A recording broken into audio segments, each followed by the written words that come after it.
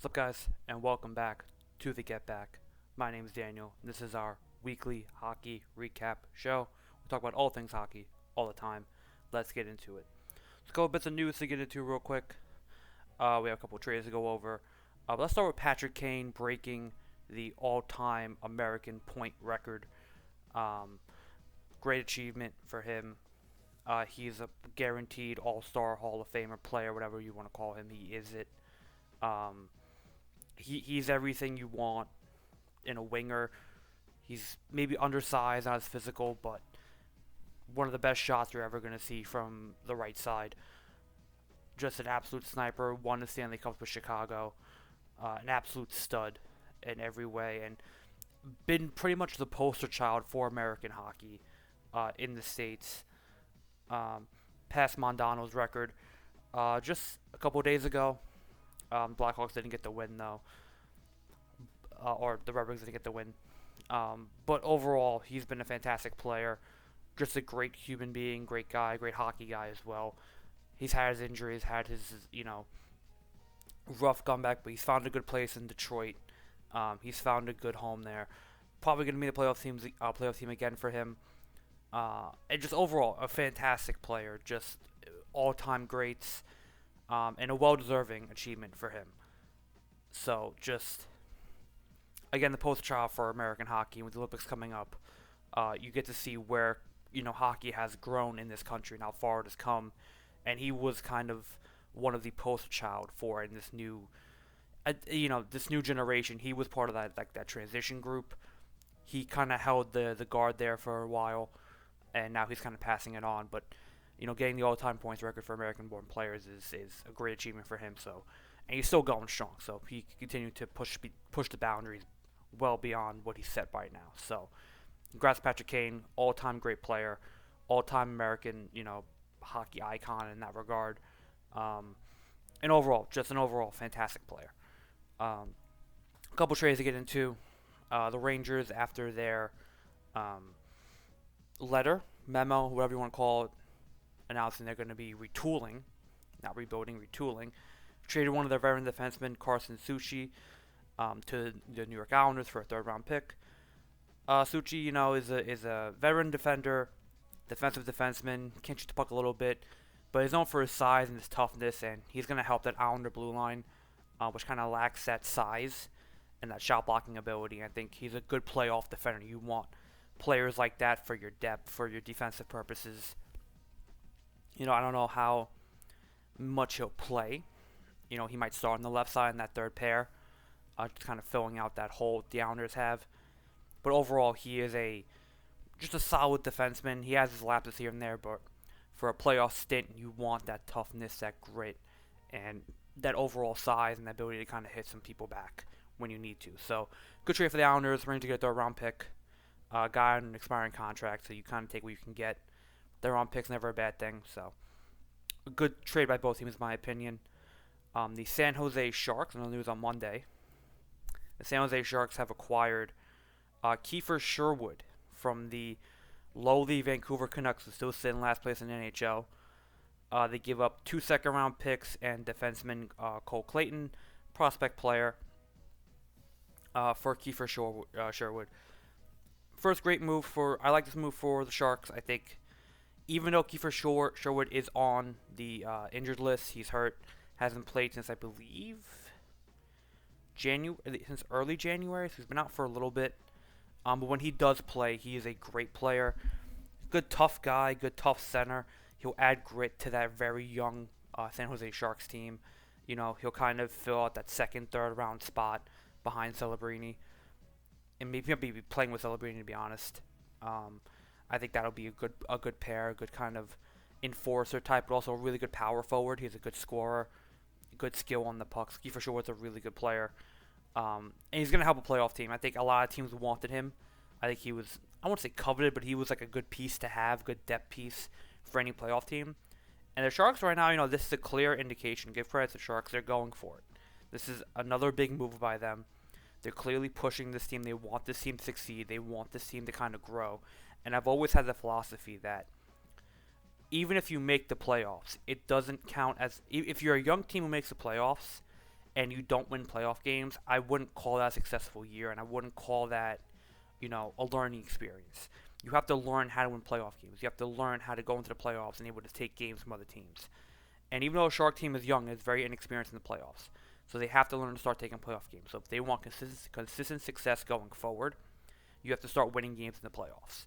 I think this is a clear indication that they feel like they can do that, and even push the boundaries of just winning one playoff game, maybe even a series, depending on their matchup. I think this is a clear, and to give credit to them, a big push by the front office to kind of go in for it. So shout out to the Sharks for that. And for the Canucks, traded Quinn Hughes, and the last year traded JT Miller. This has been a teardown. They're last place in the NHL. Probably they should get the first overall pick. They deserve it for how lowly they've been and all the drama surrounding them. So Vancouver's just trying to shed as much as they can, because getting another second round pick. It gives them 2 this year now. A young defenseman. You have 2 first round picks as well, so you have a lot of flexibility to do what you want in the draft. It's a rebuild, and if you have the talent, you have to kind of trade it away. So I think for the Canucks, they get a good deal. They get a good package for sure with a player who's hurt. So I think that's all fair. But overall, I think it's a good trade for both teams. I really do. So shout out to the Canucks and the Sharks. I think it's a fair trade. I think the Sharks maybe give a bit too much, and the Canucks got a really good package. But I think overall, both teams kind of need it, and both teams kind of did get the best offer that they could have gotten. So shout out to both teams. In other news, the New York Rangers have put Artemi Panarin on what is asset management leave until the Olympics. So this is a rare situation in the NHL where during the Olympics, players are not allowed to be moved or traded, or there can't be any movement. So I think it's the day before the final game, which I think is on the 8th of February. Teams are locked into their rosters until the end of the Olympics. So to kind of protect that and protect Panarin, the Rangers are kind of shutting him down. They're going to allow kind of teams to talk to them now about Panarin if they want to trade for him, so he doesn't get hurt or he doesn't kind of lose his value. It sucks for a player like Panarin, who probably loves playing. It sucks as a Ranger fan not seeing him out there. But overall, this is the Ranger situation they put themselves in. This is kind of how it's been for them this whole year, and this is kind of what you expect, right? It's a tough situation for both player and team, but I think for the betterment of both the parties, having Panarin sit out for at least another 2 weeks is probably best case scenario. So we'll see if he gets moved. I think it's still up in the air, which is kind of weird, but I think it's more likely than not he will be, and he should be. I know he wants to stay here. There have been talks maybe him staying, but I think if the Rangers are truly looking to retool and get better, trading Panarin has to be a part of that as well. So overall, I think it's a tough situation. We'll see. I think a lot of teams would benefit from Panarin. I think he's probably the premier winger available for a lot of teams that want to make a playoff push. So yeah, I think this is a necessity. I think if you could recoup assets and you're able to get your asking price, which is pretty high from the Rangers, protecting Panarin from himself is probably the best case scenario for them as well. But moving on, let's talk about a team that personally I don't want to talk about, but for the sake of neutrality and bias and just where they are and how they've been playing, they deserve this this pedestal. They deserve this spotlight. It's the New York Islanders, and the reason why we're talking about the Islanders is because they did something that they haven't done in a while. They played the New York Rangers on Tuesday and Thursday in the battle of the two local New York teams, in which the Islanders won the first game 5-2, and then the second game 5-2 as well. And it's one of the few times in the past couple years where they've actually swept the season series from the Rangers, meaning that they won all 4 games against them. So, look, this Islander team is, as much as I hate to say it, it's a great team. It's a really great team. And as much as people want to kind of say it's lackluster, as much as they want to, kind of scoff at the idea of the Islanders and Ranger fans in particular, like myself, or, it's the Islanders. I think you have to give credit where credit is due. This is a really good Islander team. They continue to play exceptional hockey. They continue to just absolutely with their 5-2 first game, 2-1 second game. Um, they continue to just absolutely dominate teams, and I give a lot of credit to Patrick Waugh as well, the head coach. He's clearly kind of brought in a toughness. He's brought in a standard, I think is the proper word. Um, I think he's made players like Barzell and a lot of the young guys kind of disciplined. He's made them like last game, like not even last game, like beginning of the week. I think it was Monday's game. He benched Matt Barzell and his entire first line, his quote unquote best line, for a majority, if not the entire third quarter or third period, because they weren't playing well. You know, like that is unheard of nowadays. So it's very rare to see a coach like Patrick Waugh kind of step in the situation that he was in last year and immediately have a connection with players and hold a standard. And Patrick Waugh, he's been kind of an up and down head coach, but he seems to have something here with this Islander group. And I think a big part of this Islander team is Matthew Schaefer, right? Their first round pick, their star defenseman, their stud. And this Islander team last year, injuries kind of hurt them. Lack of play, lack of toughness, lack of physicality hurt them. And I think Matthew Schaefer kind of brings all of that. He's got good size. He's got good skating.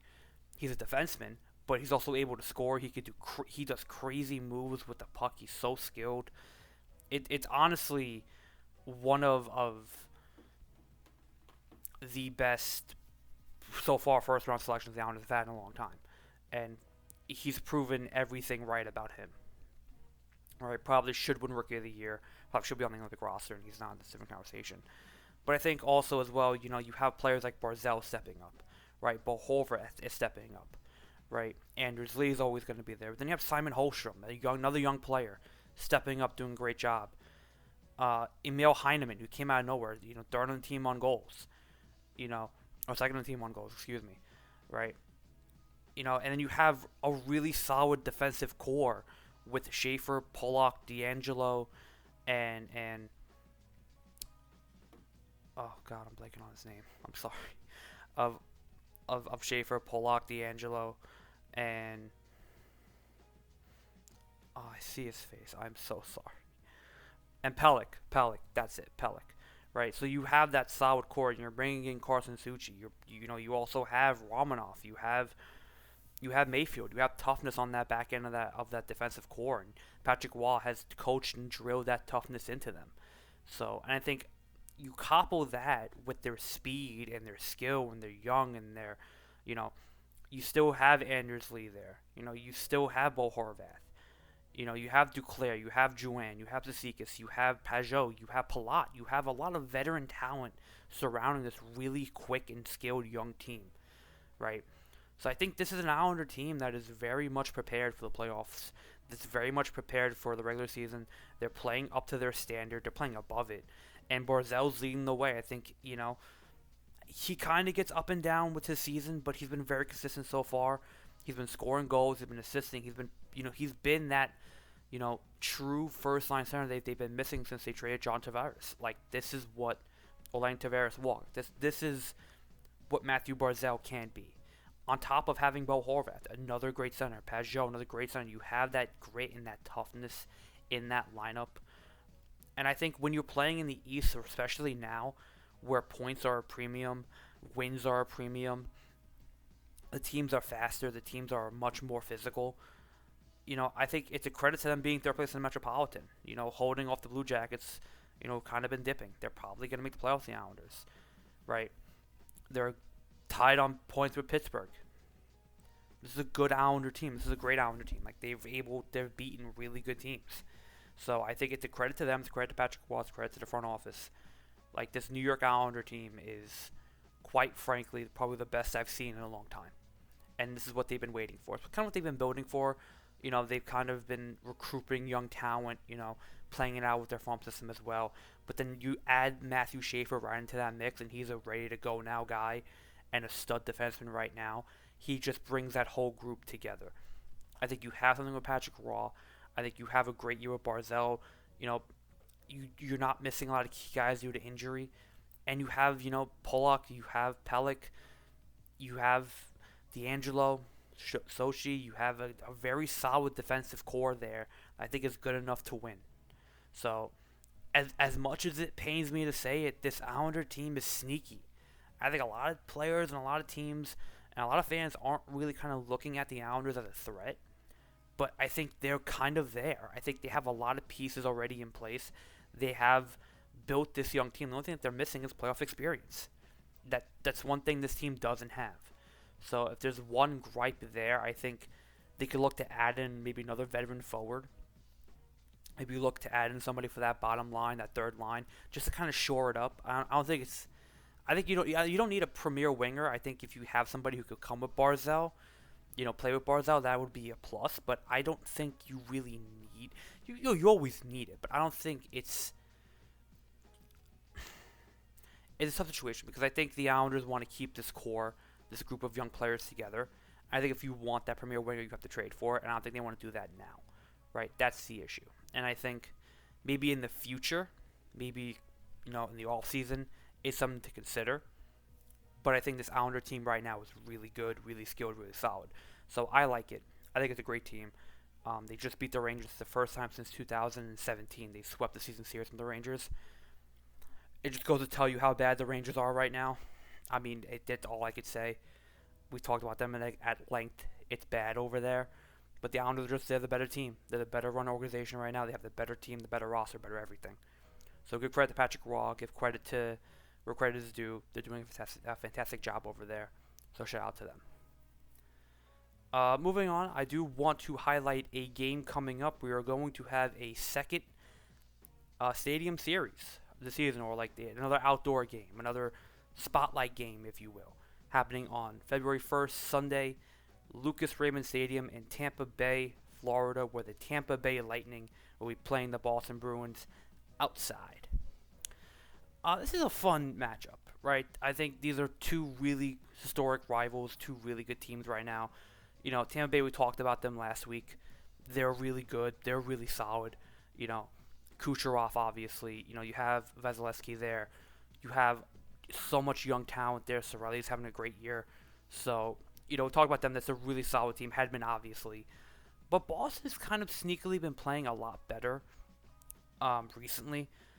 They currently have their last wild card spot. Probably going to hold on to it with 6-7 points. And Florida right behind them on 59. So Boston, won the last two games. They're playing really well. Pasternak's obviously the guy there. But yeah, I think this Boston team is fun. Victor Arvidsson, Morgan Geekie obviously came out of nowhere. Morgan Geekie, I think, what is it now? Almost 50 points. What is it? 30 goals. Okay, sure, Morgan Geekie go off. But then you have Charlie McAvoy is obviously. Elias Lindholm is actually playing really well. It has kind of really been a big improvement for them because he needs to be that guy they traded for a few years ago. And Zadorov and these kind of core pieces are playing really well. And then obviously Jeremy Swayman has been really good in goal. It wasn't as good as he was last year, to be perfectly honest. He was better last year, but he's kind of been turning the corner recently. And, obviously, Mason Lohrei as well has also been really solid as a defenseman. So this Bruin team is good. It's a good team. I think they're kind of lacking in depth. They're kind of lacking in, bottom-tier scoring. I think Morgan Geekie and Pastrnak have been carrying that load. I think they kind of look to bring in somebody to kind of help them. But I think in terms of this game, this is a fun matchup. I think both teams kind of play similarly. Both teams want to play fast. They want to play with the puck. They want to control the puck. They want to control the neutral zone as much as possible. So we're going to see kind of how that clashes and how both teams are going to set themselves up. Um, look, I think it's always a fun matchup. Atlantic Division matchup.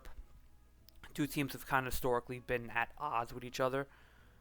So we'll see. I think this Bruin team is solid. I think it's good. I don't think it's great. I think this Lightning team is great. I think this is a great Lightning team, especially this year. They're just coming off a heater. They're probably going on another one really soon. I think Tampa Bay is a fun place for an outdoor stadium. I've seen the concept of it. If you haven't yet, it's kind of looks like a map, which is funny because Lucas Raymond Stadium has that pirate ship, so that's why it looks like a map. It's kind of creative. Um, but we'll see how it kind of plays out. I think there'll be a lot of Boston fans there, obviously.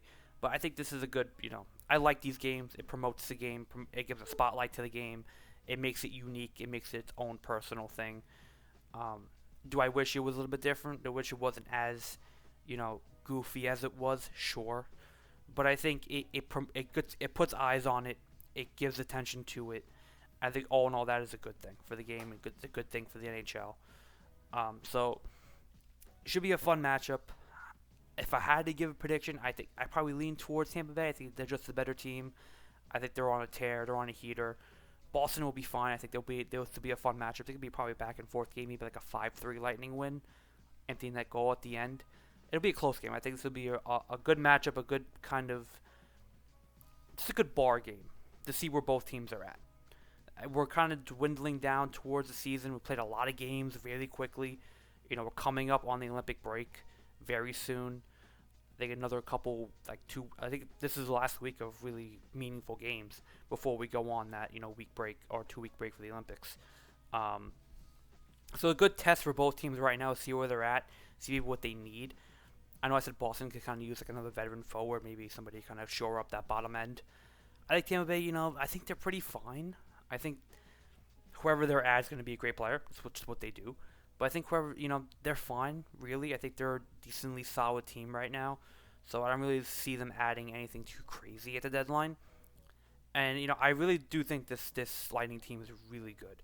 And really great. So I give them a lot of credit. So it should be a fun match, should be a fun game. And before we get out of here, obviously I've given you the game to highlight for February 1st, Sunday. Go check it out. There's another game that, I think could be a lot of fun. Islanders Capitals on Monday is a fun one to check out. The Flames. Listen, I was thinking about doing the Calgary Flames and talking about them today, but they're just so depressing as an organization. It's bad. Sabres Lightning on Tuesday on Hulu. That's a fun one. Penguins Islanders for second place in the Metro on Tuesday. That's a fun one. On Wednesday, Bruins Panthers. Always going to be exciting. Sneaky game as well. Utah, the Mammoths against the Red Wings on Wednesday as well. That's a fun one.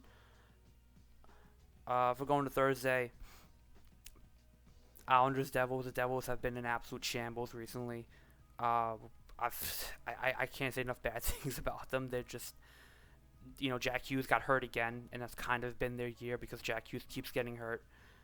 And yeah, after next week, we're starting to go on our break. So kind of the last real week of games to see where teams are and kind of where they stand. So check out those games, check out the stadiums here, check out all the other content. That's going to do it for me. Make sure to check out our other shows or other weekly recaps. Make sure you check out all our live streams. UFC is coming back. That's been a lot of fun to go over. NFL is starting. We're in Super Bowl prep. That's going to be a lot of fun. Check out our upcoming videos. Get into some WWE stuff as well. That's going to be a lot of fun. So yeah, check out our live streams. Casual Tuesday, Thursday. Check those out. Those are important. Those are fun. Make sure you check out our socials at the Get Back Sports on Instagram and TikTok. Go check us out there. If you want to comment, anything you want me to talk about, anything you want me to kind of go over in the world of NHL or in general, let me know. Make sure you like, subscribe, comment, get involved. Let me know what you think. Let me know who you want to hear from. Let me know. I want to hear from you. And let's go hockey. Whatever. It's great. Love hockey. But that's going to do it for me, guys. Thank you for listening. It's late. I'm tired. That's been me. I'm Daniel. This has been the Get Back. This has been our weekly hockey recap show. And I'll see you guys next week. Peace.